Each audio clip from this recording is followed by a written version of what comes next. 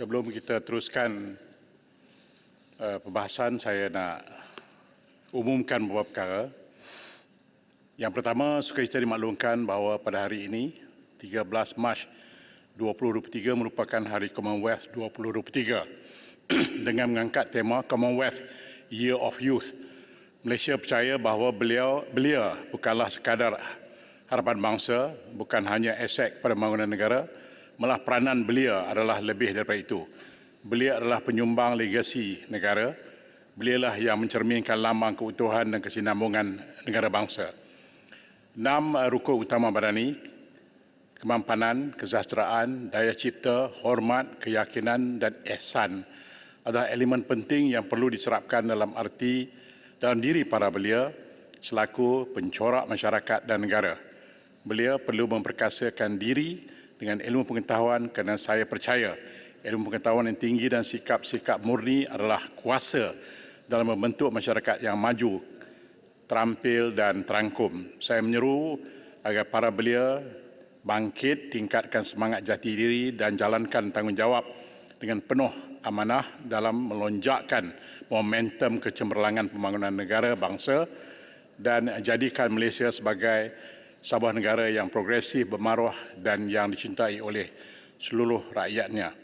Itu ialah pemasyuran saya berkenaan dengan Hari Commonwealth 2023. Kemudian saya nak sebutkan tentang proses belah bahagian. Mutakhir ini saya terima banyak isu-isu yang akan kita lalui. Jadi saya ingin maklumkan sebelum ada berlakunya belah bahagian. Untuk makluman, mesyuarat jawatankuasa pemilih yang dihadiri oleh Yang Berhormat Putrajaya, YB Pengerang, YB Pandan dan Kota Baru sebentar tadi telah bersetuju bagi menambah baik proses belah bahagian. Ini termasuk mengambil kira jarak perjalanan di antara blok utama, blok kita sekarang ini, yang menempatkan Dewan Rakyat dengan blok ahli parlimen yang ada di belakang tu, yang agak jauh. Maka adalah sukar bagi semua ahli yang berhormat untuk berada dalam Dewan dalam masa 2 minit seperti yang dicatatkan termaktub dalam peraturan mesyuarat. Saya mengambil keputusan untuk membuat petua berdasarkan peraturan mesyuarat 12/2 dan 14/4 dan 99 bagi proses belah bahagian, di mana setiap kali proses belah bahagian dijalankan, loceng akan dibunyikan selama 2 minit dan kemudian persidangan mesyuarat akan ditempohkan selama 10 minit. Akan ditempohkan selama 10 minit bagi memberi masa kepada semua yang berhormat untuk berada dalam Dewan untuk mengambil bahagian dalam proses belah bahagian tersebut. Kemudian loceng akan dibunyikan semula selama 2 minit selepas persidangan mesyuarat ditempohkan bagi membolehkan persidangan dijalankan dalam proses belah bahagian dilaksanakan. Maksudnya, loceng pertama berbunyi 2 minit. Itu loceng seperti yang termaktub dalam perlembagaan, dalam peraturan mesyuarat. Selepas itu saya akan bagi 10 minit. Maknanya untuk yang berhormat bergerak daripada bilik yang berhormat sekalian ataupun di mana juga yang berhormat untuk berada dalam Dewan ini. Kemudian sekali lagi loceng akan dibunyikan untuk selama 2 minit. Itu ialah tentang proses belah bahagian. Baik, yang terakhirnya ialah perkara yang sedang kita bincangkan sekarang. Seperti yang kita semua sudah mengetahui bahawa raung undang-undang perbekalan 2023 yang kita bahaskan pada masa ini adalah di peringkat jawatankuasa. Jadi semua ahli yang berhormat yang berhasrat untuk mengemukakan usul mengurangkan peruntukan di bawah peraturan mesyuarat 66/9 yang berhormat hendaklah mengemukakan usul tersebut beserta dengan asas dan justifikasi mengurangkan dalam surat pemberitahuan usul tersebut. Ini bagi memastikan usul peraturan 66/9 tersebut tidak melanggar mana-mana peraturan mesyuarat seperti yang dikehendaki. selaras dengan peraturan mesyuarat 27/5 dalam peraturan mesyuarat 36/11. Maksudnya saya terima banyak sangat usul ataupun usul pengurangan peruntukan, tetapi tidak menyatakan secara spesifik kenapakah asas-asas dan justifikasi yang harus saya pertimbangkan. Jadi mulai pemasyuran ini saya minta semua tindakan-tindakan untuk mengurangkan peruntukan di bawah peruntukan mesyuarat 69/9 ini hendaklah diletakkan asas-asas yang kukuh dan justifikasinya. Baik, itu 3 makluman yang saya rasa penting untuk semua Yang Berhormat ambil perhatian. Baik, kita teruskan. Datuk Ini Petua, oleh staf. Minta penjelasan sikit. Tadi Petua, Datuk Ini Petua tentang 2 kali loceng tu, adakah untuk perbahasan jawatan ni ataupun sampai? Untuk belah bahagian. Untuk belah bahagian sampai bila-bila ataupun untuk ini saja? Sampai bila-bila. Baik. Untuk sesi ini, sampai bila-bila. Masih Datuk. Jadi, dia isunya, saya masih ingat lagi dalam parlimen yang lepas, masa yang dibunyikan loceng itu tak cukup masa kita sampai sini. Ada kes yang seorang MP perempuan jatuh disebabkan oleh rushing. Jadi mengambil kira itu saya berikan 10 minit untuk tahap bertenang, jalan pelan-pelan, jangan kalang kabut. 10 minit sangat cukup takut. Baik, seterusnya saya jemput pokok sena. Pokok sena 5 minit. Silakan. Tuan Petua, kita masih dalam majlis atau jawatan kuasa? Jawatan kuasa, masih jawatan kuasa. Maaf. Cok Ma tolong tuan. Jadi, terima kasih pokok sena. Kalau kita jawatan kuasa, Cok Ma ni akan diturunkan dan Yang Berhormat akan adres saya sebagai pengurusi, bukan speaker. Terima kasih. Assalamualaikum dan salam sejahtera Tuan Pengurusi. Terima kasih kerana memberi ruang untuk saya juga terlibat sama dalam membahaskan di peringkat jawatan kuasa. Pertama yang ingin saya bangkitkan ialah butiran 010600 JKOM. Tuan Pengurusi, saya melihat JKOM ini pada suatu ketika ditentang habis-habisan oleh pihak sebelah sana, sehingga ada yang sanggup untuk menolak keseluruhan belanjawan kerana peruntukan kepada JKOM itu. Itu yang berlaku sebelum ini. Namun hari ini JKOM yang sama diberikan nafas sepenuhnya, malah dinaik taraf dan diletakkan di bawah Jabatan Perdana Menteri. Sebelum ini JKOM ditentang kerana dikhawatiri menjadi alat politik pihak kerajaan. Hari ini JKOM lebih telah diberi peranan bersifat cyber trooper yang menyerang pihak lawan. Itulah pesan orang tua-tua, sudah arang-arang hendak minyak pula, sudah ditentang-tentang hendak disanjung pula. Tuan Pengurusi, beberapa hari yang lalu Ketua Pengarah JKOM sendiri mengeluarkan kenyataan yang mengaitkan PAS sebagai radikal, ekstremis, malah turut dikaitkan PAS dengan kumpulan IS, Islamic State. Beliau juga menuduh Tuan Guru yang menyampaikan kuliah tafsir di Masjid Rusila sehingga 2 kali khatam pengajian tafsir beliau sebagai ekstremis. Jadi persoalan saya, apakah wajah sebenar Ketua Pengarah JKOM pada hari ini?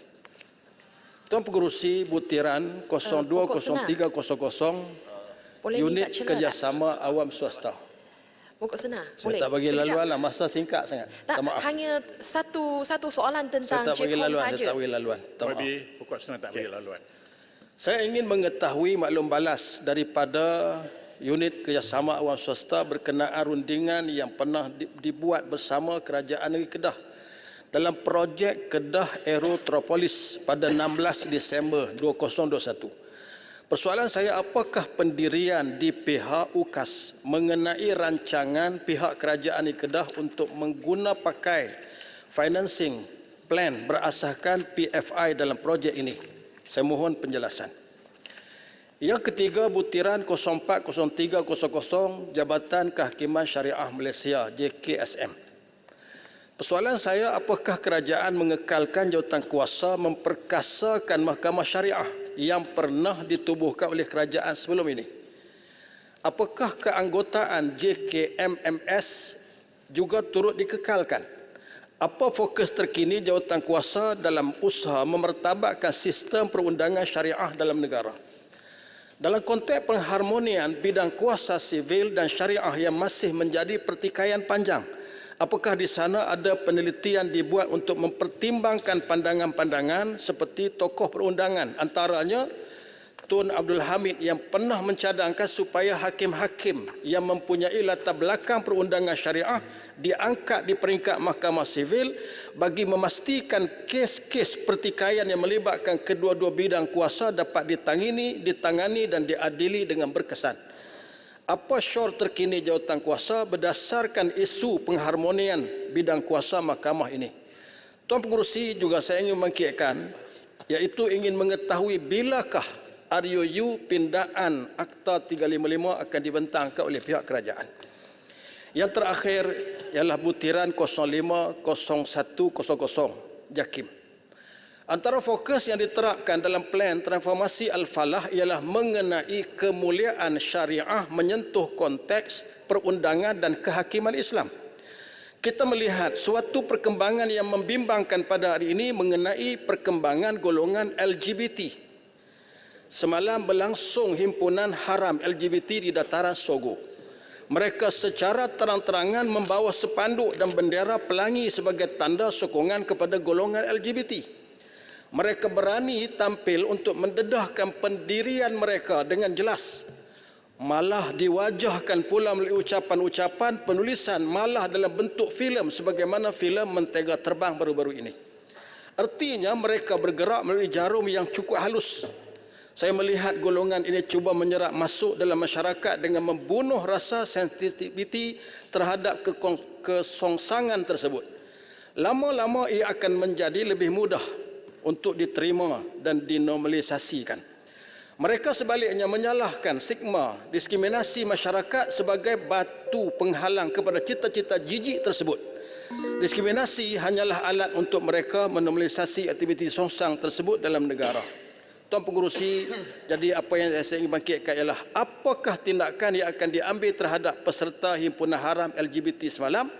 Ia bertentangan dengan Akta Perhimpunan Aman 2012 dan termasuk dalam item sekatan perhimpunan di bawah Seksyen 15. Begitu juga akta kesalahan di bawah Akta Hasutan. Terima kasih Tuan Pengerusi. Baik, terima kasih. Saya jemput bayan baru. Terima kasih Tuan Pengerusi.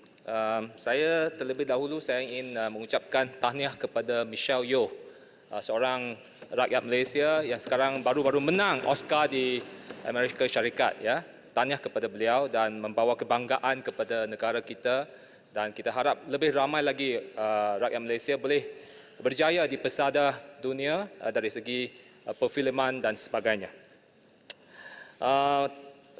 Kepala B3 Jabatan Audit Negara 020000 pengauditan.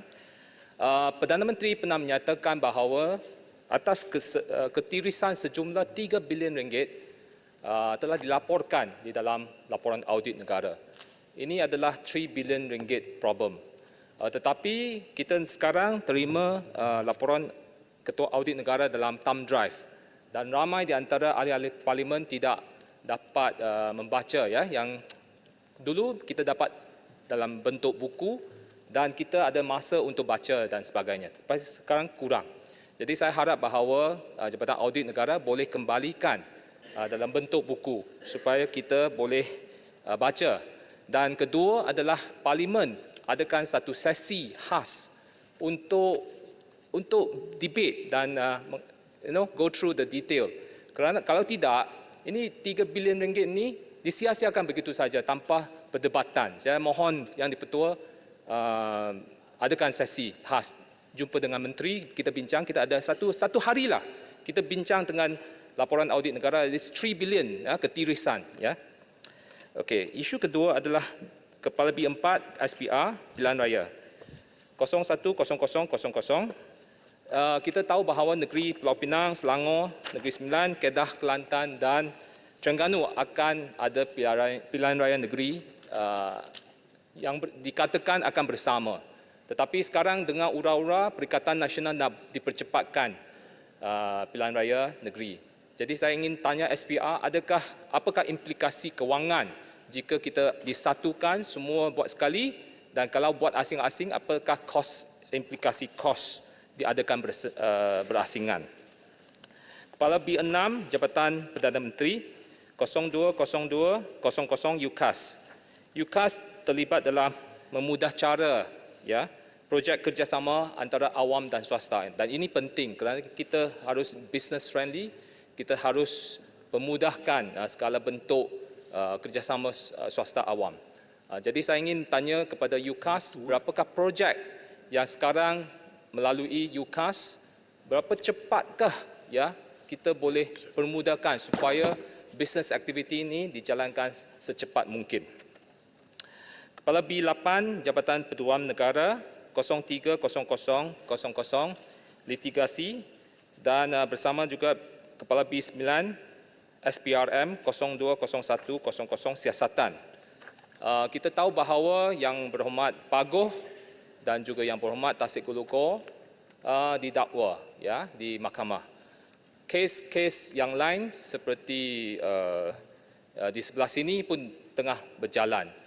Tetapi saya amat kesal kerana pihak Perikatan Nasional mendakwa bahawa ini adalah siasatan dakwaan persecution. Dan saya ingin tanya, ini timbul dakwaan yang tidak berasas kerana semua kes mahkamah berjalan. Tidak ada yang dilepaskan. Jadi kalau betul-betul rasuah, betul-betul ambil duit, makalah dia harus masuk ke mahkamah, didakwa dan they prove themselves in the court. Saya rasa ini adalah rule of law dan perlu dihormati. Jadi saya menyeru supaya pihak di sebelah sana menghormati sistem perundangan kita, rule of law, proses mahkamah harus dijalankan. Sikit je. Ya, silakan. Berkenaan dengan kenyataan yang dibuat oleh Yang Berhormat, apakah pandangan Yang Berhormat di mana kita lihat bahawa Yang Berhormat Pagoh menggunakan kesempatan untuk berucap dalam majlis-majlis terbuka untuk membuat serangan-serangan terhadap SPRM. Adakah ini sesuatu yang patut dibenarkan ataupun adakah tindakan yang sepatutnya diambil bagi kenyataan-kenyataan tersebut? Terima kasih Juletung. Saya rasa saya masukkan ucapan Juletung itu dalam ucapan saya dan minta Menteri jawab. Jadi saya ingin tanya Menteri juga, adakah dakwaan Pagoh dan sebelah sana bahawa ini adalah dakwaan politik, bermotifkan politik ini, adakah itu benar atau tidak? Pada pendapat saya tidak. Ini adalah proses yang biasa. Tetapi biarlah Menteri jawab. Dan saya harap bahawa dakwaan-dakwaan ini yang tidak berasas ini harus dimatikan, tidak harus ditimbulkan lagi kerana ini adalah sesuatu yang tidak adil kepada AG, kepada SPRM yang bersungguh-sungguh menjalankan tugas mereka. Biarlah penjawat awam jalankan tugas mereka. Yang berasuah-perasuah itu dia kena bersihkan nama dia dalam mahkamah. Proses undang-undang harus dijalankan. Sekian, terima kasih. Terima kasih. Tumpat. Assalamualaikum warahmatullahi wabarakatuh dan selamat petang. Yang dihormati Tuan Pengerusi, saya merujuk kepada Buturan 9300 projek kecil. Apakah jenis projek kecil yang dimaksudkan di bawah JPM ini dan berapakah jumlah maksimum dan minimum yang diperuntukkan bagi setiap projek bagi setiap parlimen, dan adakah pihak pembangkang dibenarkan untuk membukakan permohonan projek kecil ini dan apakah prosedur sediansi yang terlibat? Yang kedua merujuk kepada 9400 perkhidmatan kerajaan digital. Adakah pihak kerajaan bercadang untuk memberikan peruntukan bajet kepada pembinaan pejabat-pejabat mukim bagi pemimpin komuniti untuk melancarkan perkhidmatan digital dan membekalkan peranti digital kepada mereka? Dan adakah kerajaan bercadang untuk mempercepatkan projek liputan 5G khususnya di kawasan sempadan? Kerana sebagai contohnya itu 4. Thailand telah pun memakai 5G di 76 lokasi yang berdekatan, tapi kita di Kelantan masih lagi mempunyai 4G dan belum ada rancangan untuk 5G difahamkan untuk 2023. Adakah kerajaan boleh memberikan peruntukan khas bagi memastikan ia dapat dijalankan di kawasan sempadan kerana ia membawa imej kepada negara? Di bawah Buturan 93600 Projek Mesra Rakyat, Berapakah projek Mesra Rakyat yang telah diluluskan di Parlimen Tu 4 untuk 2022 dan 2023 dan berapakah jumlah peruntukan yang telah diluluskan bagi Parlimen ini dan untuk butiran 0800 baik pulih sungai, apakah mekanisme yang diperlukan untuk mempercepatkan satu bantuan bagi pemulihan sungai di Teluk Renjuna yang akan cetek yang menyebabkan ketika air surut dan menyebabkan bot ambulan tidak dapat digunakan untuk membuat rawatan kecemasan kepada penduduk pulau. Di bawah butiran 010600, antara fungsi JECOM adalah untuk membekalkan atau memberikan pendidikan kepada secara tempatan. Apakah silibus yang akan digunakan dan apakah yang saya cadangkan supaya dilibatkan penglibatan sejarawan tempatan dan muzium di muzium negeri supaya kita mendapat sejarah yang benar bagi parlimen masing-masing. Di bawah butiran 03100 Majlis Kerajaan Negara memandangkan di negara kita ini bukan hanya lagi menjadi negara multiracial tetapi pelbagai nationality. Apakah langkah yang diambil oleh pihak Majlis Kerajaan Negara khususnya untuk menjaga keselamatan kerana pada hari ini pelbagai pihak dalam negara dan kadang-kadang timbul masalah komunikasi yang boleh menjejaskan keselamatan negara. Di bawah 060200 Biro Pengaduan Awam, saya ingin bertanya kenapakah kadar penyelesaian aduan daripada 90% 2021 telah turun kepada 80% 2022 dan dijangka 80% juga pada 2023. Dan khas untuk berkenaan dengan NADMA, adakah pihak kerajaan bercadang untuk menubuhkan Crisis Digital Command Center di Kelantan bagi memastikan pemantauan kepada beberapa jajahan yang sering dilanda bencana, dan adakah kerajaan telah mempunyai mekanisme untuk menyepadukan semua data bagi mangsa bencana di kawasan-kawasan yang sering terlibat dengan bencana, dan adakah keadaan bercadang untuk memberikan kos bagi pihak rancangan fizikal negara mengkaji cadangan penempatan semula perkampungan-perkampungan yang sering dilanda bencana khususnya di beberapa negeri di pantai timur. Bagi maksud 030400 Angkatan Pertahanan Awam, saya memohon untuk tumpat data panjang memerlukan pejabat daerah bagi APAM kerana kedua-dua tempat ini belum mempunyai pejabat daerah yang hanya ada di Kota Baru dan Kuala Krai sahaja, dan saya juga mencadangkan agar pihak kerajaan memberikan sedikit bajet dan peruntukan terus kepada semua sukarelawan di bawah APAM bagi caruman wajib per KSU dan juga KWSP. Seterusnya lagi di bawah 03400 Kompleks Latihan Islam Tahfiz dan Pusat Komuniti Orang Asli, apakah status statistik orang asli yang berada di pusat komuniti kebudayaan, berapakah orang hafiz yang telah pun dilahirkan?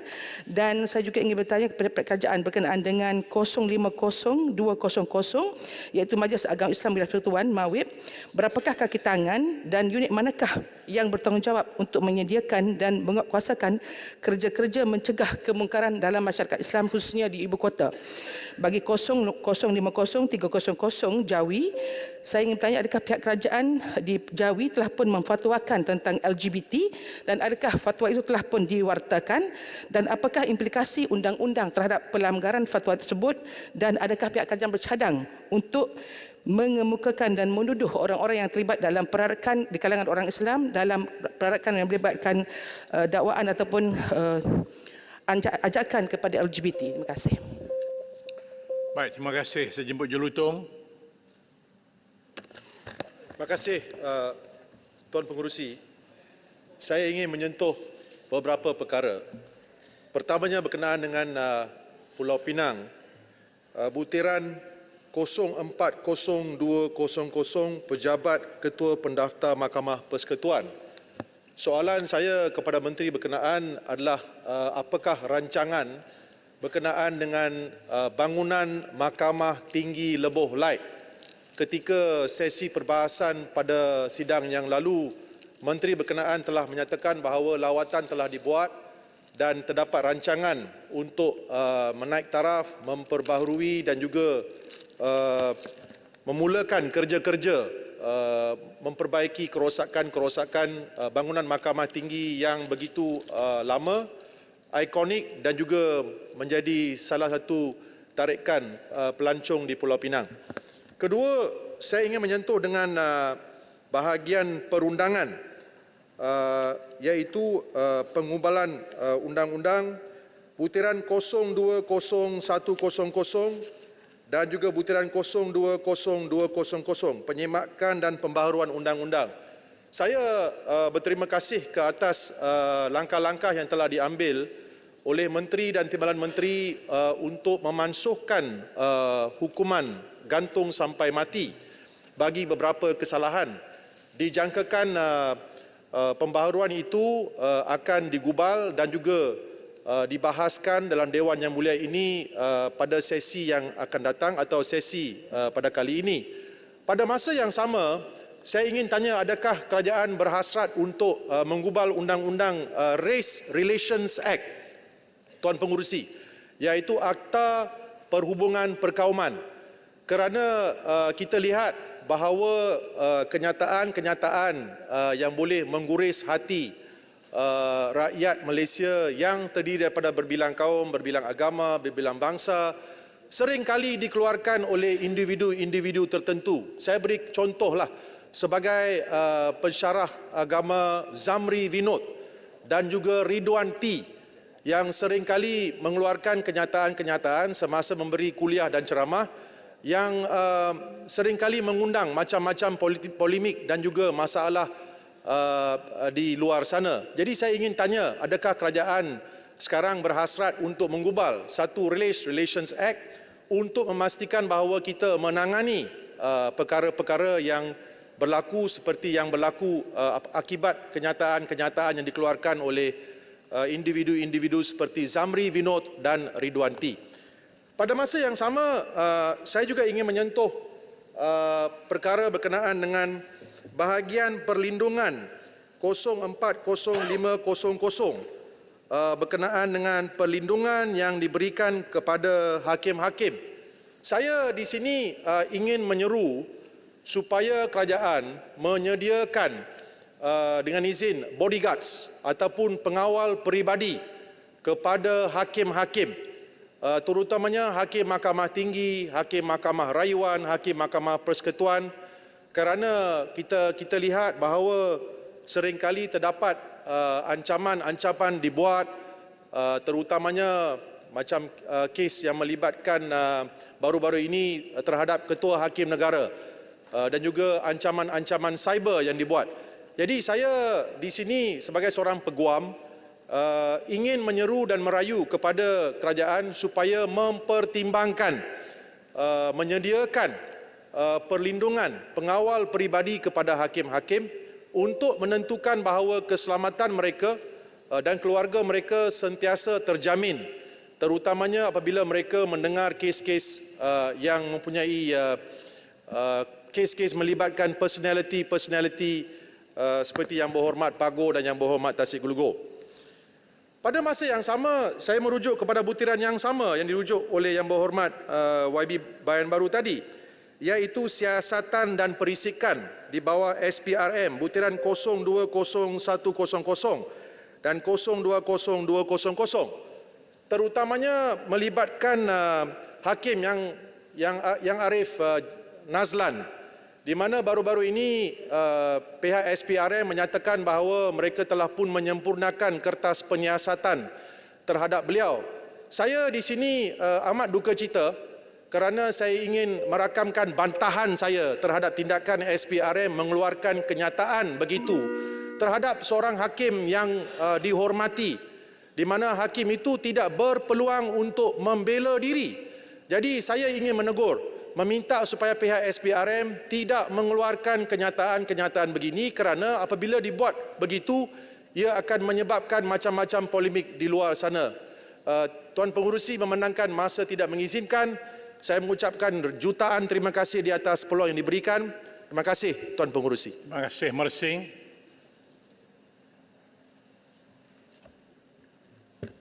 Terima kasih, Tuan Pengerusi. Saya merujuk kepada butiran peruntukan 030500 Agensi Pengurusan Bencana Negara NADMA. NADMA berfungsi mengurus sebarang kejadian bencana dalam negara. Dengan peruntukan yang diberikan, NADMA akan lebih efisien dan efektif. Namun begitu, tahap kesiapsiagaan NADMA dalam hal bekalan dan logistik juga amat penting dalam menepani situasi bencana. saya merujuk kod 40000 pemberian dan kenaan bayaran tetap. Merujuk ucapan Yang Berhormat Menteri Tugas-Tugas Khas memaklumkan bantuan-bantuan yang wujud dan diserahkan NADMA, antaranya pertama, bantuan wang ihsan RM1,000 untuk setiap ketua isi rumah. Sekali lagi, mohon supaya diberikan kepada setiap gelombang dan bukan pada MTL sahaja. Maksudnya kalau setiap kali berpindah ke pusat perpindahan diberikan RM1,000. Dan kedua, bantuan barang keperluan asas sehingga RM2,500 diharap dapat diberikan kepada semua ketua isi rumah tanpa syarat.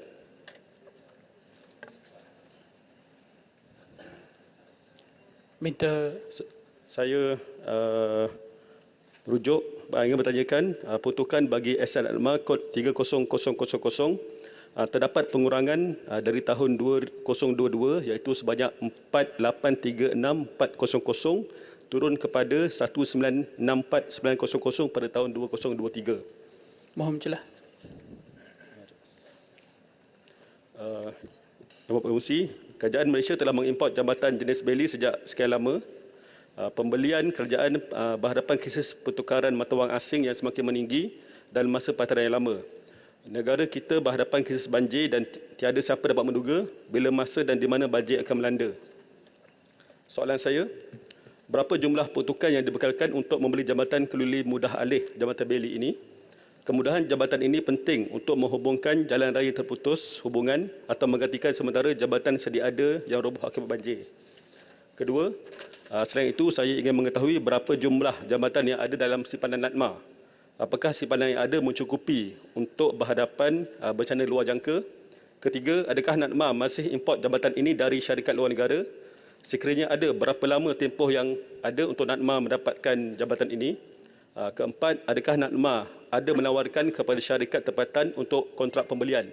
Kerana saya difahamkan kerajaan boleh menjimatkan kos pembelian sekiranya ada syarikat tempatan diberi peluang memperoleh kontrak itu. Silakan konten. Terima kasih Yang Berhormat Mersing.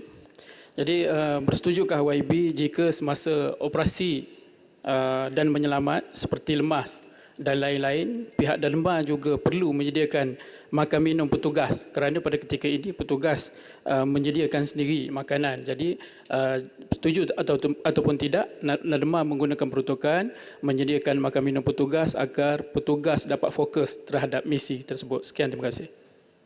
Okey, saya mohon dimasukkan dalam ucapan saya.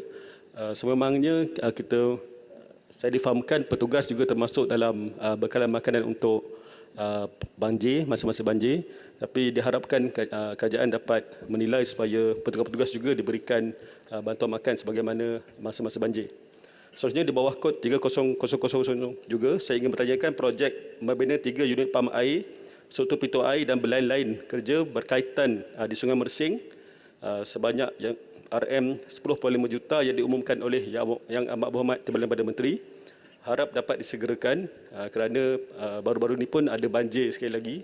Kita harap dengan ada projek ini akan dapat mengurangkan masalah banjir di Mersing, juga dapat meluluskan segera permohonan rancangan tempatan banjir labangan Sungai Tenggulu Besar. Itu sahaja Yang Berhormat. Terima kasih. Baik, terima kasih Keningau.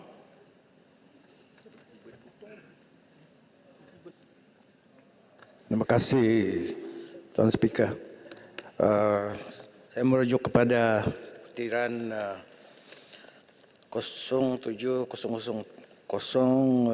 program 070 500 mengenai pembangunan wilayah persekutuan Labuan, di mana tiada peruntukan yang telah diberikan dalam bajet ini. Maka itu Labuan kini tengah mati ekonominya, hidup segan mati tak mahu. Ini disebabkan kegagalan untuk membangunkan Labuan seperti dijanjikan semasa pengambil alihan pemindahan Petronas daripada Labuan ke Bintulu dan penghentian Labuan sebagai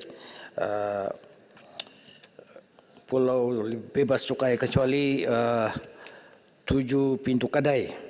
Kegagalan memajukan Labuan sebagai International Offshore Financial Center. Kegagalan membantu membina Jambatan Labuan. Jadi untuk memastikan labuan ini tidak merosot dan jatuh ekonominya lebih jauh lagi, saya cadangkan supaya status bebas cukai labuan ini dikembalikan. Aktiviti 5 perbadanan labuan di muka surat 89 pentadbiran labuan diurus tadbir bersama dengan kerajaan negeri. Begitu juga dengan pengurusan tanah dan dalam jangka masa yang panjang mungkin kembalikan labuan kepada negeri Sabah. Mengenai status pembangunan labuan, saya juga cadangkan supaya labuan dimajukan bersama-sama dengan Sabah, diberikan tumpuan untuk membangunkan potensi-potensi yang ada di Sabah bersama dengan labuan dan menjadikan Sabah sebagai food basket of Malaysia, pusat nature conservation and green economy hub,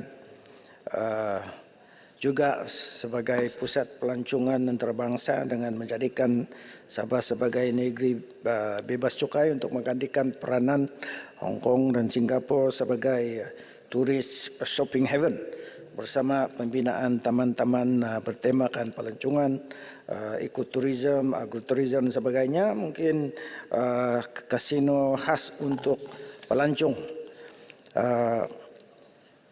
Saya juga ingin merujuk kepada maklumat muka surat 103 butiran 0400 pengurusan kehakiman dan perundangan dan muka surat 104 butiran 050100 Jabatan Kemajuan Islam Malaysia. Sebab di Sabah wujudnya juga sistem kehakiman, perundangan dan mahkamah anak negeri yang setaraf dengan sistem kehakiman mahkamah syariah.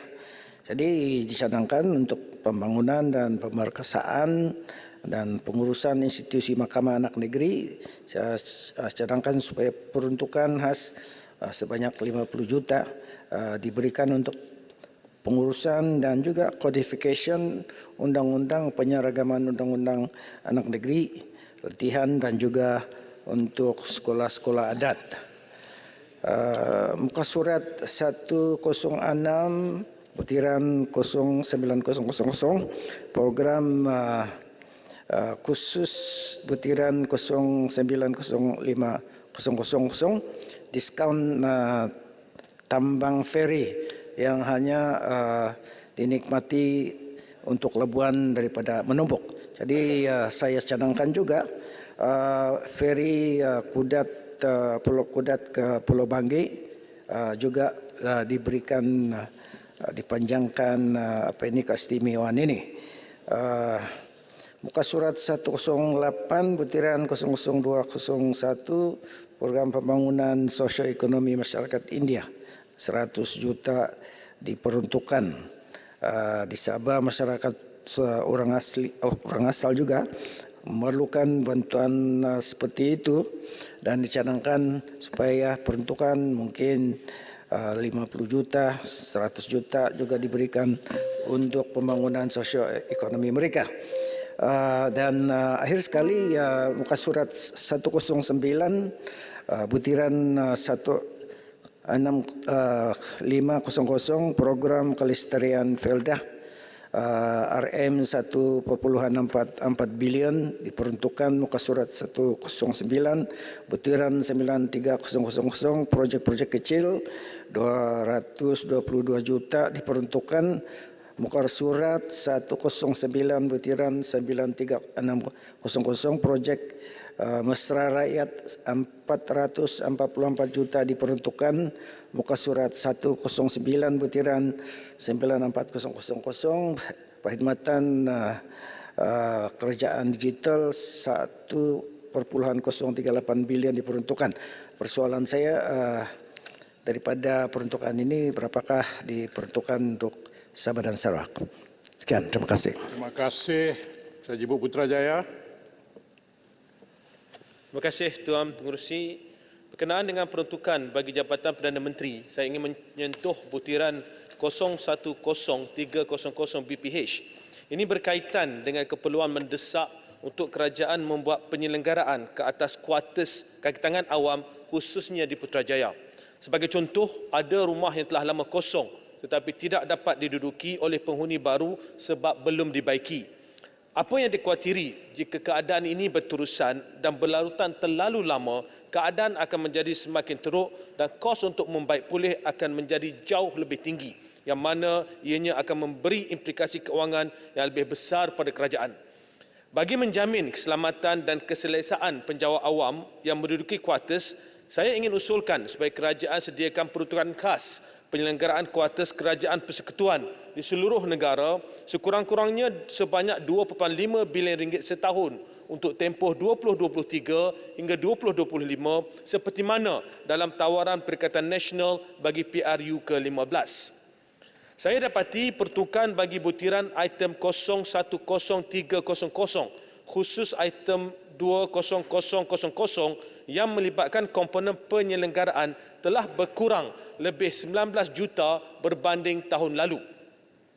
Walaupun terdapat peningkatan bagi belanja pembangunan P16 butiran 11100 pengurusan kuartus kerajaan dan rumah rasmi, masih tidak jelas berapa banyak daripada peruntukan tersebut adalah untuk tujuan penyelenggaraan kuartus. Oleh itu saya minta Menteri jelaskan apakah sebab penurunan ketara bagi butiran 010300 dan perincian peruntukan di bawah B6 dan P6 untuk tujuan penyelenggaraan kuartus khususnya di Putrajaya sama ada projek sedia ada atau projek baru mengikut kelas kuartus. Seterusnya butiran 070400 Perbadanan Putrajaya. Peruntukan bagi tahun ini ada sedikit pengurangan berbanding tahun lepas. Bagi butiran 07000 Pusat Pentadbiran Putrajaya terdapat peningkatan yang ketara dalam peruntukan pembangunan untuk tahun ini. Adakah peningkatan ini merupakan projek sambungan sedia ada atau terdapat projek-projek baru yang dirancang untuk tahun 2023? Saya ingin mencadangkan peruntukan ini digunakan untuk tujuan mewujudkan hub anak muda dengan menggunakan bangunan sedia ada yang tidak digunakan. Hub ini adalah bagi kegunaan belia, NGO, siswa dan pekerja gig. Hub ini juga boleh menyediakan pusat e-sport dan lain-lain kemudahan demi pembangunan belia Putrajaya. Sejajar dengan hasrat kerajaan untuk menjadikan wilayah Persekutuan Putrajaya sebagai destinasi pelancongan yang menarik, kemudahan infrastruktur dan kemudahan awam perlu sentiasa dalam keadaan baik untuk keselesaan, kesejahteraan dan keselamatan pelancong serta penduduk Putrajaya. Daripada tinjauan saya, banyak infrastruktur dan kemudahan awam di Putrajaya dalam keadaan yang amat uzur mengambil kira Putrajaya sudah berumur 28 tahun. Oleh itu saya mencadangkan agar kerajaan menyediakan sejumlah peruntukan one-off yang besar untuk membaik pulih dan menyelenggara infrastruktur dan kemudahan awam di Putrajaya. Penyediaan kemudahan ini perlu turut memberi keutamaan kepada warga emas dan orang kurang upaya OKU. Ini mengambil kira keperluan semasa dan masa hadapan ke arah negara menua aging population. Oleh itu, saya minta supaya kerajaan khususnya Perbadanan Putrajaya menyediakan lebih banyak kemudahan infrastruktur yang mesra warga emas dan OKU. Selain itu, kerajaan hendaklah memberikan perhatian dalam usaha memodernkan perpustakaan awam di Putrajaya seiring dengan perkembangan teknologi digital meliputi bidang robotik, coding dan AI. Pendekatan ini dapat memberi peluang dan pendedahan kepada pelajar sekolah, mahasiswa dan anak-anak di Putrajaya. Akhir sekali, kod B7 Jabatan Perkhidmatan Awam butiran 030000 pengurusan sumber manusia. Saya ingin menyentuh tentang kenaikan kos sara hidup. Ini merupakan antara cabaran utama yang dihadapi oleh rakyat Malaysia, termasuklah penjawat awam. Cost of Living Allowance atau COLA adalah mekanisme yang diperkenalkan oleh kerajaan untuk membantu menampung kos sara hidup termasuk bagi penjawat awam. Dalam belanjawan 2023, COLA masih pada kadar yang sama. Jadi saya cadangkan supaya kerajaan mempertimbangkan kenaikan kadar COLA untuk penjawat awam dan menyelaraskannya secara berkala bagi meringankan kos beban kos hidup bagi penjawat awam, khususnya mereka yang tinggal di bandar-bandar yang mempunyai kos hidup yang tinggi seperti Kuala Lumpur dan Putrajaya. Sekian, terima kasih. Terima kasih. Saya jemput Keluang. Terima kasih Tuan Pengerusi. Saya terus bangkit isu yang saya nak bangkit hari ini. Dua isu. Putiran pertama 060100 mampu dibawa masuk pekalan 6 Jabatan Perdana Menteri. Tuan Pengerusi, kita sudah berada di zaman digital. Justru perlu ada satu rancangan tata kelola digital dengan izin digital governance yang jelas supaya semua kementerian adalah selaras dalam hala tuju pendigitalan. Dalam laporan PAC berkenaan isu perkhidmatan rangkaian telekomunikasi bersepadu kerajaan MyGovNet dalam pengkar yang lepas, PAC telah mengesyor untuk menyediakan sokongan kewangan serta kaki tangan mencukupi untuk memperkasakan peranan mampu. Mampu sebagai Jabatan Teknikal ICT, kerajaan seharusnya memberi nasihat dan juga memantau usaha pendigitalan semua kementerian. Namun belanjawan tahun ini tidak meningkatkan bajet mahupun penjawatan bagi mampu. Soalan saya di sini adalah apa perancangan kerajaan sebenarnya untuk mencapai misi mampu, iaitu memperkasakan penyampaian perkhidmatan awam melalui inovasi dan pendigitalan ke arah perkhidmatan yang cekap dan berkesan. Ataupun kerajaan sebenarnya berpendapat tidak perlu mengikut syur PAC kerana kapasiti mampu sudah memadai untuk bertepan dengan cabaran tata kelola digital sekarang. Dan putiran 01000 dibawa masuk pekalan 1 Parlimen Malaysia yang berhormat menteri 2 kali, iaitu pada peringkat pergolongan peringkat dasar minggu lepas dan juga ketika menjawab jawapan lisan bahawa kaki tangan Parlimen menolak penubuhan Akta Perkhidmatan Parlimen. Saya ingin dapatkan penjelasan daripada menteri nanti, kaki tangan mana yang berhormat menteri rujuk. Setahu saya pada tahun 2022 ada satu kajian survey dilakukan dalam Parlimen di kalangan pegawai dan kaki tangan Parlimen yang berjumlah seramai 487 orang. Hampir 70% daripada pegawai dan kaki tangan Parlimen kita bersetuju dengan penubuhan Parliamentary Service Act dengan izin. Bagaimanapun, dapatan kajian ini nampaknya tak sampai ke peringkat yang berhormat menteri yang jaga undang-undang dan juga jaga hak Parlimen ketika itu. Saya pun tak pasti apa yang berlaku selepas Parlimen dibubar. Dan lebih pelik lagi adalah usaha untuk mengembalikan semula PSA ini diletak di bawah tanggungjawab bahagian Hak Ehwal Undang-Undang JPM, dan Parlimen hanya diminta memberi input semata-mata. Bagi saya, Parlimen kita adalah satu badan yang penting untuk mengubah akta. Jadi sebenarnya pandangan pegawai dan kaki tangan Parlimen seharusnya diberi keutamaan. Jadi saya ingin ucapkan tahniah kepada Datuk Seri Wan Junadi yang memegang jawatan sebagai Menteri Undang-Undang pada pengkar yang lepas, yang sudah cuba sedaya upaya untuk mengembalikan PSA ini. Saya juga dimaklumkan bahawa jumlah berjawatan Parlimen ketika ini adalah lebih kurang 487 orang dan seramai kira-kira 200 orang adalah kaki tangan dan pegawai berstatus kontrak. Sama ada MyStep atau kontrak or service atau contract for service. Ini termaksudlah semua pegawai penyelidik Parlimen yang berstatus kontrak dengan perkhidmatan mereka disambung setiap 2 tahun.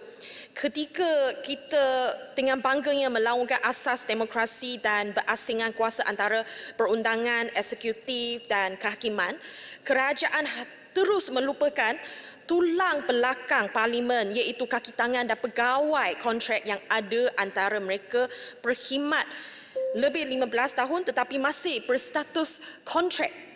Saya faham bahawa mungkin ada pegawai tinggi perkhidmatan awam khususnya di kalangan pegawai perkhidmatan, pegawai tadbir dan diplomatik PDD yang tidak bersetuju dengan penubuhan PSA ini. Yang Berhormat Menteri apabila jawab dalam pergolongan pun sebut mungkin akan hadkan career development mereka kalau kita ada PSA. Tapi kita tak boleh lupa juga peluang pembangunan career di kalangan kaki tangan dan pegawai parlimen sukar sebab tempat yang terhad. So jangan lupa juga kita mempunyai sebahagian besar kaki tangan pegawai yang berstatus kontrak yang masih bekerja di parlimen. Ini iaitu saya berharap bahawa kerajaan perpaduan boleh menjadikan reformasi parlimen ini satu keutamaan. Jika kerajaan pimpinan yang amat berhormat dan pun serius untuk mereformasi institusi, reformasi parlimen lah yang sepatutnya menjadi keutamaan daripada semua yang lain. Dengan ini saya minta penjelasan dari Menteri dan saya berharap semua ahli-ahli parlimen yang duduk dalam dewan ini, jawatan kuasa ini boleh memperjuangkan hak kaki tangan pegawai parlimen kita, kembalikan semua PSA ini di mana kaki tangan pegawai parlimen bukan serve government of the day but they serve the institution dengan izin. Sekian, terima kasih. Terima kasih. Saya jemput Kapar. Terima kasih Yang Pertua. Bismillahirrahmanirrahim. Bagi Jabatan Perdana Menteri, saya merujukkan butiran B6, butiran 010000 pengurusan program 010200 hal ehwal Sabah dan Sarawak dan pejabat persekutuan. Saya menyokong peruntukan yang lebih tadi ada menteri untuk pembangunan infrastruktur di Sabah dan Sarawak. Pengalaman saya sendiri yang di Pertua, umur 5 tahun pergi masuk darjah 1, saya perlu kayu sampan. Untuk 3 tahun pertama ayah saya hantar, tapi darjah 4 dah kena kayu sendiri. Lalu bila hari hujan, segala ialah baju basah, segala buku, segala apa pun basah juga, kena kayuh. Ini sungai ini 400 km, bukan sungai kecil. Kemudian kena jalan lagi, infra agak teruk lah. Jadi bila saya mendengarkan ahli-ahli yang berhormat pada Sabah dan Sarawak tu, saya simpati, saya empati, merasakan kesusahan itu. Jadi saya dah setengah abad dah yang di Pertua, jadi saya setujulah diberikan peruntukan yang lebih. Bagi B4 Suruhanjaya Pilihan Raya butiran 01000 Pilihan Raya program 010200 operasi. Sekarang kita boleh mohon pasport secara digital. Soalan saya, adakah pihak SPR mempunyai kemudahan bagi membantu mereka mahu pindah tempat mengundi secara talian, memandangkan mobiliti tinggi di dalam negara kita ini sesuai dengan reformasi tata kelola. P6 butiran projek 00121 tajuk infrastruktur luar bandar. Anggaran perbelanjaan ialah 130,500,000 untuk tahun 2023, sedangkan 2022 hanya 56,700,000. Soalan saya, adakah ini termasuk peruntukan maris? Jadi saya memohonkan agar jalan raya di kampung tradisi, pinggiran bandar, luar bandar, di Kapar ini diberikanlah peruntukan maris secukupnya. Dia tak boleh minta dengan PBT, dia tak boleh minta dengan JKR, mintalah dengan apa ni ya. Jadi saya minta diberikan perhatian, termasuklah juga seluruh negara, termasuk Sabah, Sarawak, Kelantan, dan sebagainya. Yang ketiga, P6 projek 00201 tajuk Program Pembangunan Sosio-Ekonomi Masyarakat India. Saya mau tahu apakah perincian peruntukan 100 juta ini untuk digunakan. Saya ingin mengesyorkan kerajaan memperuntukkan bantuan khas bagi membantu golongan B40 dari golongan India yang kematian ahli keluarga. Saya ada pengalaman sendiri, bila B40 meninggal, mereka tak ada duit untuk uruskan mayat. Dikatakan lebih 3,000. Jadi saya mengesyorkan seumpama tabung khairat kematian untuk B40 di kalangan India ini. Butiran projek 03400 tajuk Kompleks Latihan Islam Tahfiz Pusat Komuniti Orang Asli. Peruntukan 2023 hanya 1 juta dibandingkan dengan 2022 6 juta lebih. Jadi kenapakah penurunan mendadak peruntukan ini? Butiran 030100 pendidikan masyarakat, butiran pencegahan B9 Suruhanjaya Pencegahan Rasuah Malaysia.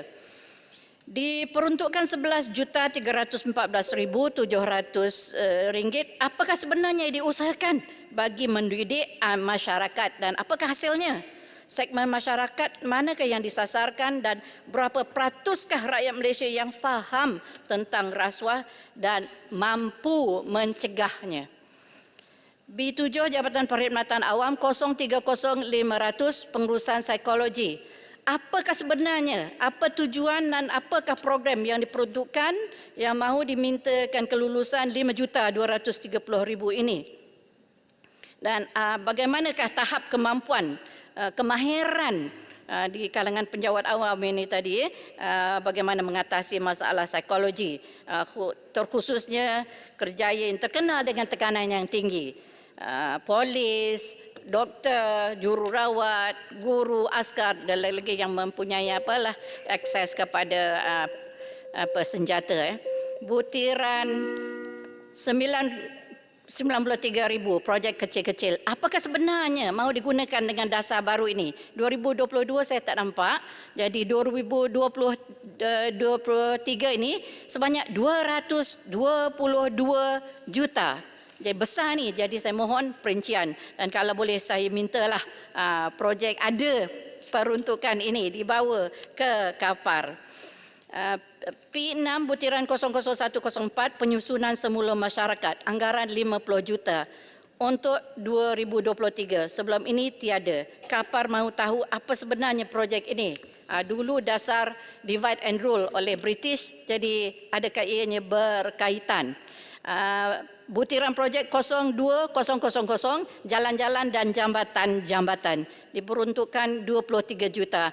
Kapar mahu tahu ada apakah kriteria untuk mendapat kelulusan peruntukan ini dan kenapa tidak diletak terus di bawah Kementerian Kerja Raya. Jadi nak minta kat mana ni? Kementerian Kerja Raya atau Perdana Menteri?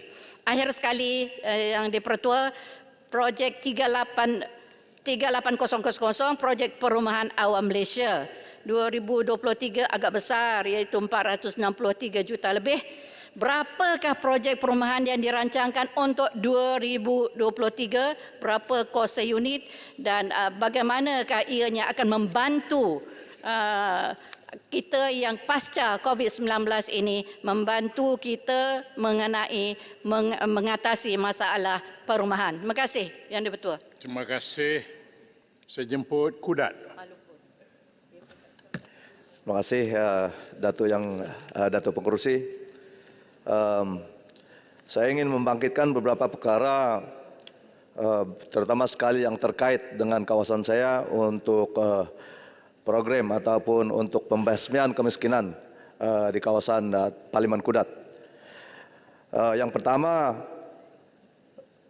P6 butiran 00104 yaitu penyusunan semula masyarakat dengan peruntukan 750 juta. Penyusunan semula perumahan dan perkampungan di pesisir pantai di Kudat sangat diperlukan. Jadi saya mohon sekiranya penyusunan perumahan dan juga perkampungan di pesisir pantai ini termasuk di dalam peruntukan ini, saya mohon butiran daripada pihak kementerian berapakah yang telah diperuntukkan untuk Kudat dan juga perkara ini memang sangat mendesak sebab perkampungan-perkampungan seperti Landung Ayang, Tanjung Kapur, Kampung Perpaduan Ria, Kampung Muhibah, Kampung Pantai Bahagia dan Kampung Maraban di daerah Kudat terlalu padat rumah-rumah yang dibuat yang akhirnya mendatangkan bencana seperti tahun lalu berlaku 2 kebakaran besar yang melibatkan 120 rumah yang pertama dan yang kedua 120 buah rumah. Seterusnya butiran 00108 program pembangunan, butiran 00121 infra luar bandar, dan butiran 02000 jalan-jalan dan jembatan-jembatan. Jadi sekiranya ini peruntukan ini adalah peruntukan yang terkait dengan RMK 12.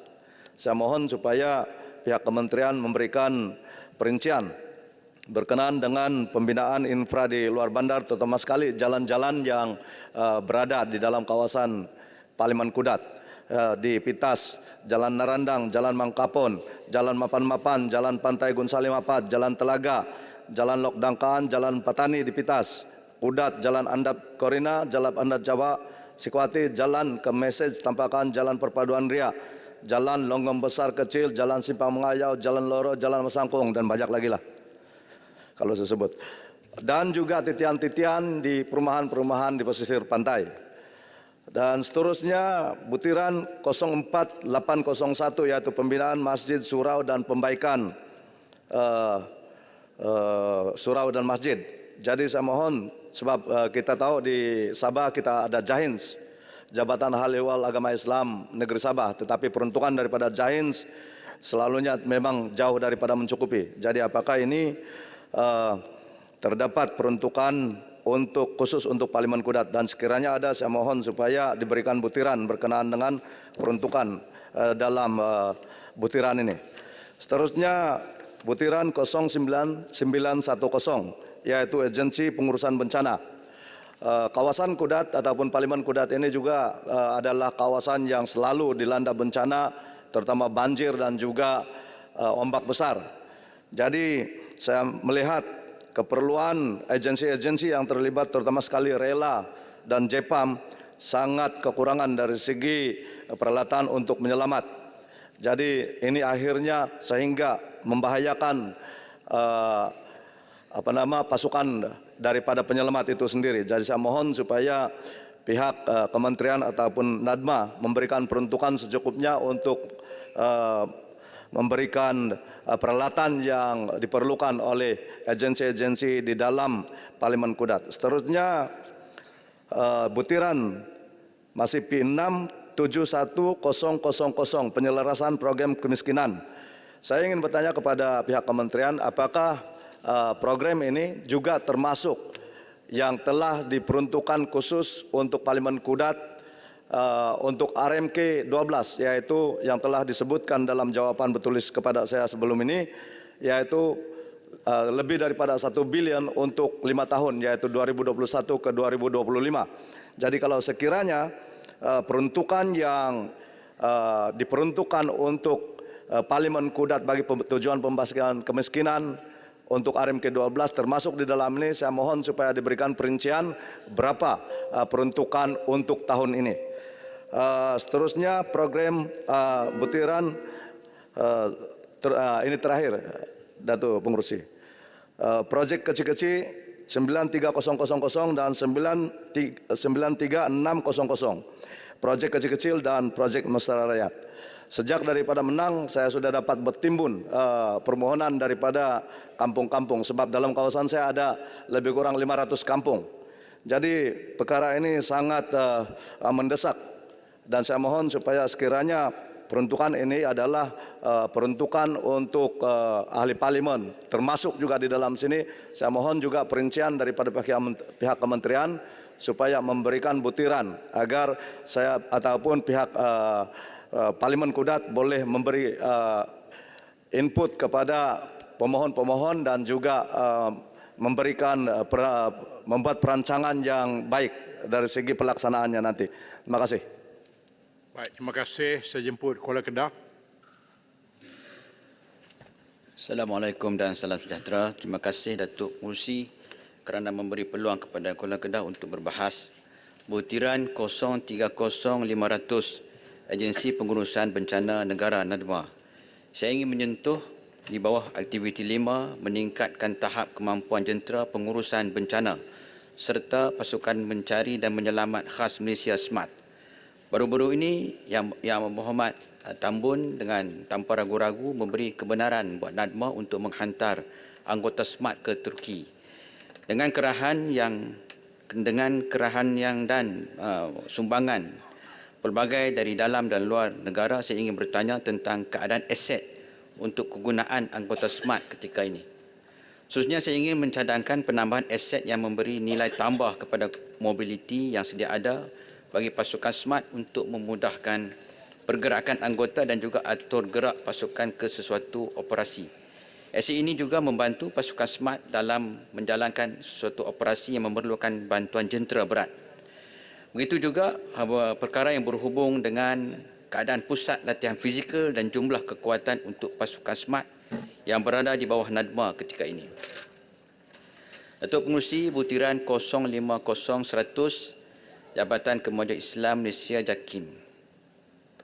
Di bawah butiran berkenaan saya ingin bertanya bagaimanakah pendirian kerajaan dalam pemerkasaan memantapkan sistem pendidikan Islam khususnya di peringkat kafah dan sekolah agama rakyat. Pasca pandemik COVID-19 telah mencipta kehidupan baru ataupun the new normal yang baru yang mana teknologi dan internet bukan lagi menjadi pilihan tetapi keperluan. Dalam fasa kemajuan hari ini, para pengamal pendidikan Islam juga perlu melakukan satu anjakan paradigma dengan mewujudkan pendidikan berasaskan teknologi seperti pengajaran kelas dengan medium atas talian dan penggunaan bahan-bahan secara digital. Selain itu menyentuh berkenaan dengan pendidikan Islam, saya ingin bertanya komitmen kerajaan berkenaan penambahbaikan pengurusan dan pentadbiran sekolah agama rakyat. Saya mohon agar diberikan penambahan demi meningkatkan martabat dan izah Islam selari dengan perkataan madani yang diperjuangkan oleh kerajaan masa kini. Butiran 070-200 Sosioekonomi. Di bawah Komuniti dan Kesejahteraan Bandar Wilayah Persekutuan, saya ingin bertanya berkenaan kadar kemiskinan bandar di wilayah persekutuan. Apakah langkah kerajaan bagi mengatasi masalah kemiskinan di kawasan kos sara hidup yang meninggi seperti wilayah? Kemudian, Datuk Pengerusi, statistik mengatakan bahawa 46% yang menjadi gelandangan adalah disebabkan tidak ada pekerjaan. Itu belum termasuk mereka yang bekerja dengan gaji tidak sepadan dengan kos hidup. Adakah kerajaan bercadang untuk membantu gelandangan ini dengan inisiatif khas untuk memberi pekerjaan kepada mereka dan membantu meningkatkan taraf hidup mereka?